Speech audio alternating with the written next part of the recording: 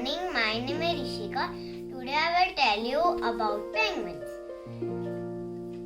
Penguins are very friendly animals. Penguins had orange beak and black backs and white bellies. Penguins had thick layer of fat which protects them to live in the cold weather. Penguins live in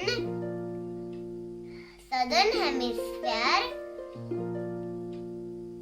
called Antarctica, Africa, Australia and South America.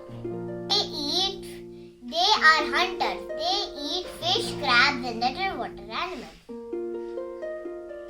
They like to swim.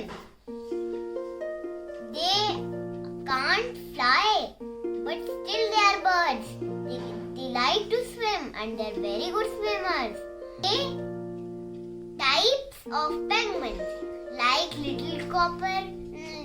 little penguin, the red copper penguin, the African penguin, the king penguin and the emperor penguin.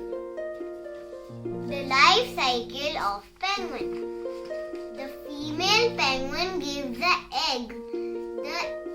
From the egg hatches a chick. The chick becomes into a fledgling and then the fledgling becomes into a adult penguin. Thank you.